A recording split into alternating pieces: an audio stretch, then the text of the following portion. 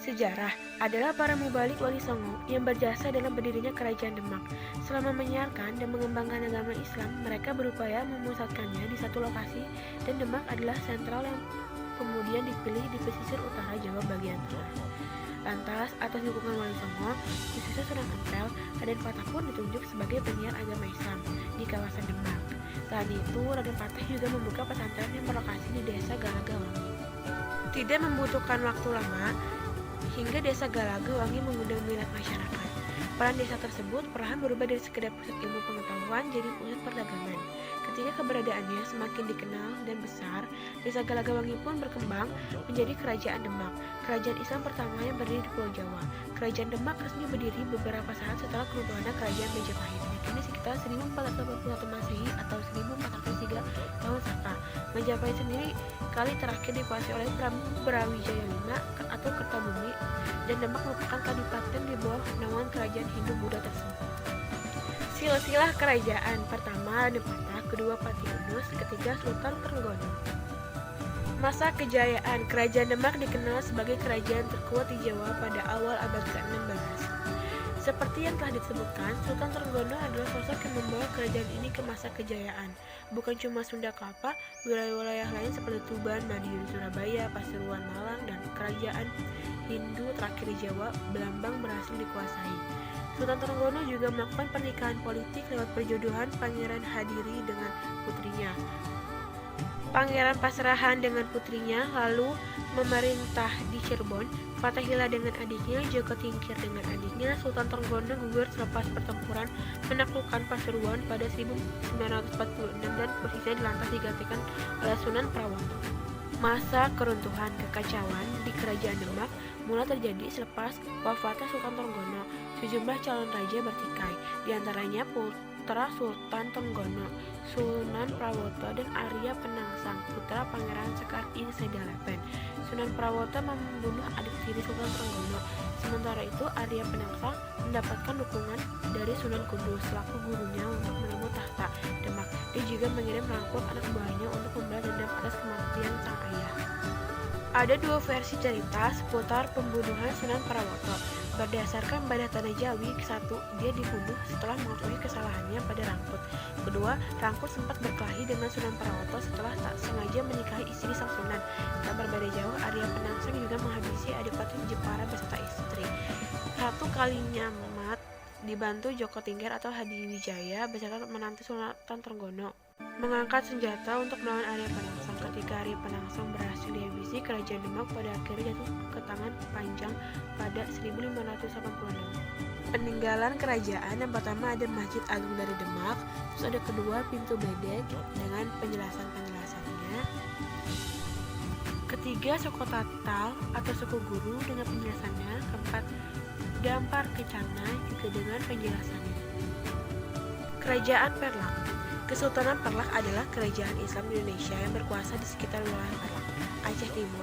Aceh sekarang disebut-sebut antara tahun 840 sampai dengan tahun 1292. Perlak atau Perlak terkenal sebagai suatu daerah penghasil kayu perlak. Jenis kayu ini yang sangat bagus untuk pembuatan kapal, dan karenanya daerah ini dikenal dengan nama Negeri Perlak. Hasil alam dan posisinya strategis membuat Perlak berkembang sebagai pelabuhan niaga yang maju pada abad ke-8, disinggahi oleh kapal-kapal yang antara lain berasal dari Arab dan Persia. Hal ini membuat perkembangan masyarakat Islam di daerah ini terutama sebagai akibat perkawinan campur antar saudara Muslim dengan perempuan setempat. Kerajaan Perlak adalah kerajaan Islam tertua di Nusantara. Kerajaan ini berdiri sejak abad 3 Hijriah atau pada abad 9 Masehi atau bertepatan pada 1 Muharram 270 Hijriah atau 840 Masehi sampai dengan 1292 Masehi. Disebutkan bahwa pada tahun 173 Hijriah, sebuah kapal layar berlabuh di Bandar Perlak membawa angkatan dakwah di bawah pimpinan nahkoda khalifah dari Timur Tengah dan Gujarat. Kerajaan Perlak didirikan oleh Syed Abdul Aziz, raja pertama Perlak, dengan gelar Sultan Alaiddin Syed Maulana Abdul Aziz Shah. Silsilah kerajaan ada 19 raja. Salah satunya Sultan Alaiddin Syekh Maulana Abdul Aziz Shah. Masa kejayaan kerajaan Perlak terjadi pada masa pemerintahan Sultan Makhdum Alaiddin Malik Muhammad Amin Syah II Jawahan Perdaulat, yakni pada tahun 1225 sampai 1262 Masehi. Pada masa pemerintahan beliau, Kerajaan Perak mengalami kemajuan dan perkembangan yang sangat pesat, yakni dalam bidang pendidikan Islam dan bidang perluasan dakwah Islamiyah. Masa keruntuhan. Sementara itu, runtuhnya Kerajaan Perak karena banyak terjadi perang saudara antara dua golongan yang berbeda, yaitu aliran Syiah dan aliran Sunni. Seperti yang sudah dijelaskan di atas, pada masa Sultan ke-17, Kerajaan Perak melakukan strategi politik persahabatan dengan kerajaan-kerajaan tetangga, sehingga penggabungan Kerajaan Perak dan Kerajaan Samudra Pasai tidak dapat dihindarkan. Peninggalan kerajaan ada Idaratul Haq fi Mamlakati Firlawafasi karangan Abu Isa Makalani Al-Fasi, yang kedua kitab Tazkirah Sabaka Jumu Sultan As-Salatin karangan Syekh Samsyul Bahri Abdul Asy-Asy. Silsilah Raja-Raja Perak dan Pasai, ada artefak, ada mata uang, ada stempel kerajaan dan makam. Kerajaan Samudra Pasai. Sejarah. Kerajaan Samudra Pasai didirikan oleh Nazimuddin Al-Kamil pada abad ke-13. Nazimuddin Al-Kamil adalah seorang asal laut dari Mesir. Beliau diperintahkan pada tahun 1218 Masehi untuk merebut pelabuhan Kambayat di Gujarat, dan tujuannya untuk dijadikan tempat pemasaran barang-barang dagangan dari timur. Nazimuddin Al-Kamil juga mendirikan satu kerajaan di Pulau Sumatera bagian utara. Tujuan utamanya adalah untuk dapat menguasai hasil perdagangan rempah-rempah dan lada. Beliau mengangkat Marasilu sebagai Raja Pasir pertama. Setelah tahta, Marasilu berganti nama dan bergelar Sultan Malik As-Saleh. Masa akhir pemerintahan Sultan Malik As-Saleh sampai beliau wafat pada tahun 696 Hijriah atau 1297 Masehi. Masa kejayaan. Masa kebangkitan kembali Kerajaan Samudra Pasai adalah di bawah masa pemerintahan Sultan Zain al-Abidin Malik Al-Zahir, tepatnya pada tahun 1383 sampai tahun 1405. Menurut catatan dari negeri Cina dalam bentuk kronik, Cina Sultan Zain al-Abidin Malik Al-Zahir dikenal dalam catatan tersebut dengan nama Cina Zainul Abidin Qi. Masa keruntuhan. Runtuhnya Kerajaan Samudra Pasai ini diakibatkan beberapa pengaruh internal dan eksternal. Internal kerajaan sebelum masa keruntuhan sering terlibat pertikaian antara keluarga kerajaan. Perebutan kekuasaan dan jabatan kerap terjadi. Perang saudara dan pemberontakan tidak bisa dihindari. Bahkan raja saat itu meminta bantuan kepada Raja Malaka untuk meredam pemberontakan. Namun tidak urung terjadi karena pada tahun 1511 Kerajaan Malaka jatuh ke tangan Portugal. 10 tahun kemudian, tepatnya 1521, Portugal menyerang Kerajaan Samudra Pasai dan runtuhlah kerajaan itu. Tetapi bibit kerajaan masih ada, sehingga tahun 1524 Kerajaan Samudra Pasai menjadi bagian dari Kesultanan Aceh. Peninggalan kerajaan, koin emas, caker dunia, naskah surat Sultan Zainul Abidin, makam-makam Raja Pasai, makam Perdana Menteri. Sultanan Banten. Sejarah. Sebelum abad 13, wilayah Banten adalah tempat yang sepi dari jalur perdagangan. Pasalnya, Selat Sunda di kala itu bukan termasuk jalur perdagangan. Laut Jawa lah yang memiliki peran penting dalam jalur pelayaran dan perdagangan. Lalu semenjak penyebaran Islam masuk di wilayah Jawa, Banten mulai agak beranti.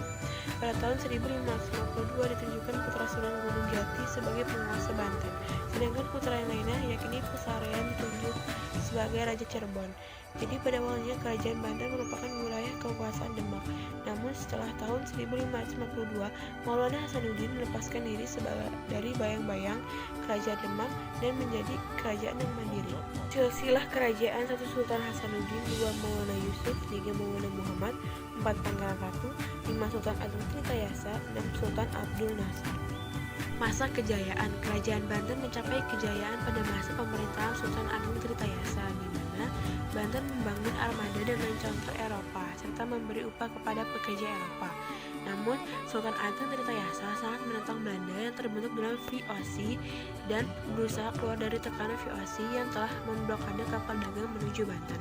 Selain itu, Banten juga melakukan monopoli lada di Lampung yang menjadi perantara perdagangan dengan negara-negara lain, sehingga Banten menjadi wilayah yang multi etnis dan perdagangan perkembangan dengan pesat. Masa keruntuhan. Kerajaan Banten mengalami kemunduran berawal dari perselisihan antara Sultan Agung dengan putranya, Sultan Haji, atas dasar perebutan kekuasaan. Situasi ini dimanfaatkan oleh VOC dengan memihak kepada Sultan Haji. Kemudian Sultan Agung bersama 2 putranya yang lain bernama Pangeran Purbaya dan Syekh Yusuf terpaksa mundur dan pergi ke arah pedalaman Sunda.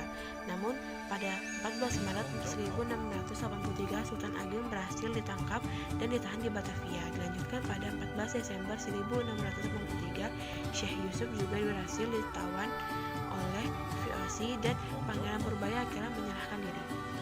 Peninggalan kerajaan: 1 Istana Keraton Kayubon, 2 Istana Keraton Surosowan, 3 Benteng Spelwich, 4 Danau Tasikardi, 5 Vihara Avalokiteswara, 6